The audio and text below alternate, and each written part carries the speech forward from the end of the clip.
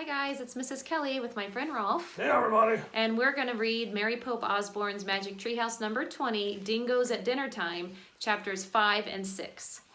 You ready, Rowlf? Oh yeah. Okay, so if you remember yesterday when we left off, Jack and Annie came across a kangaroo, and then some of those dingoes that were trying to get the kangaroo chased it off, and they found the joey all by itself. Do you remember what a joey is, Rowlf? Oh yeah, it's a baby kangaroo. That's right, yeah. So they found the baby kangaroo, and Jack read that sometimes the mother would throw it to the side sort of to save the kangaroo, to save the joey, and to get away from the dingoes. So when we left off, they did see something new. The end of the chapter says the wisp of smoke in the sky had turned into a big black cloud. Jack noticed the smell of burning wood was much stronger. "What are those campers doing?" said Annie. "Are they making a bonfire now or what?" A feeling of dread came over Jack. "What if," he said, "what if—" In the distance, a tree suddenly burst into flames. "We're looking at a wildfire," he said. And that was the end of that chapter. So chapter 5 is actually called Wildfire. So, you ready, Rowlf? Oh yeah. Okay, here we go. "Wildfire?" said Annie. "The woods are so dry, everything's starting to burn," said Jack. "We have to get out of here." "We can't leave Joey," said Annie. "We'll take him with us," said Jack. "But what if his mom comes back for him and he's not here?" said Annie. "We don't have a choice," said Jack. Just then the kookaburra flew through the sky, cackling. The emus raced by at top speed. The air was getting smokier and smokier. The fire was spreading quickly. "Come on," said Jack. "We have to get back to the treehouse before it burns down." "Which way's the treehouse?" said Annie. "I'm not sure," said Jack. Smoke hid the treetops. Jack's eyes stung. And here's a picture.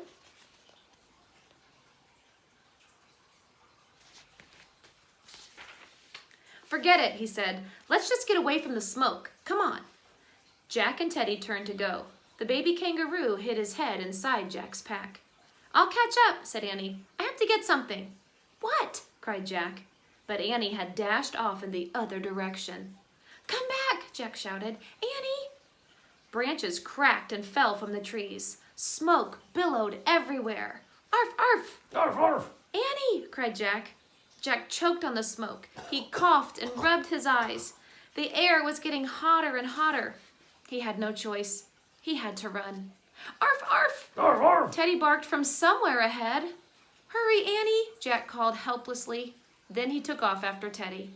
He stumbled blindly through the brush. All he could do was follow the sound of Teddy's barking. His pack felt heavier and heavier. He held it up with his arms and kept going. Suddenly, Jack heard Annie calling him. Jack stopped. "Here, here, here, we're here!" he shouted. "Come follow us!" Annie appeared through the haze of hot smoke. She was coughing. Tears streamed from her eyes. She was carrying the koala. "Come on," Jack cried. "Follow Teddy." "Arf, arf!" Arf, arf. Jack and Annie carried Joey and the koala. They followed Teddy's barking through the smoky, fire-filled forest. Finally, they came to a giant rock. "Arf, arf!" Arf, arf. Teddy was standing on a ledge. Behind him was the mouth of a cave. Through the smoke, Jack could barely see the little dog. Teddy barked again and then vanished inside. "Follow him," said Annie.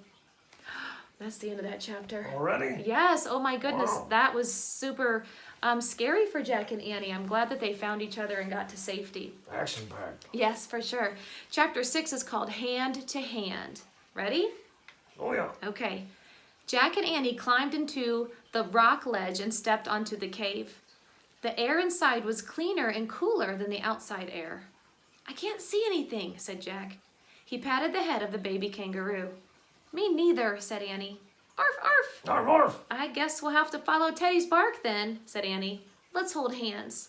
She held out her free hand to Jack. Jack took it, and then he put his other hand out and touched the wall. The joey moved in his pack. Jack and Annie walked into the darkness. "Arf!" Arf. Teddy kept barking, leading them on. "Arf! Arf. Arf!" Arf. Suddenly, Jack felt something lump against his leg. He stopped and gasped. "What is it?" said Annie. "Arf!" Arf. It was Teddy. He wagged his tail, hitting Jack's leg. "What is it, boy?" Jack asked him. Teddy let out a howl. Oh. As he howled, an amazing thing happened. A white line began to glow in the air. The glowing line grew until it looked like a giant snake, and then the glowing handprints appeared below the snake. Jack felt Annie squeeze his hand. "I think it's painted on the wall," she said.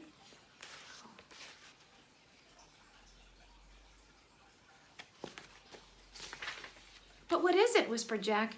"I don't know," said Annie. She let go of Jack and put her hand inside one of the painted handprints. Jack did the same. Despite the glowing painting, the rock felt smooth and cool. It almost seemed to breathe. A ghost-like whistling sound came through the darkness. And then a loud boom. "What's that?" Jack quickly took his hand off the wall. The boom came again. "It sounds like thunder," said Annie. "Arf, arf!" Arf, arf. "Teddy's leaving," said Annie. She grabbed Jack's hand. They turned back the way they had come and followed Teddy's barking again. "Arf!" Arf. They followed the little dog until they saw a flash of light. "Lightning," said Annie. "Lightning and thunder. We're at the front of the cave. Yay!" Annie pulled Jack toward the mouth of the cave and out into the pouring rain. That's the end of that chapter. Oh. Yes. Chapter 7 is called Rain, Rain, Rain. So we'll read that one tomorrow and see what happens. We'll read chapters 7 and 8 tomorrow and see what Jack and Annie do next on their adventure. Okay. Okay, well, thanks again for joining me, Rowlf. I always love having you for our read aloud time. Oh, yeah. Yeah, and boys and girls, again, I miss you terribly, and we'll get to connect really soon through virtual meetings and all kinds of things, so I can't wait to see you. Goodbye, loves. Bye, everybody.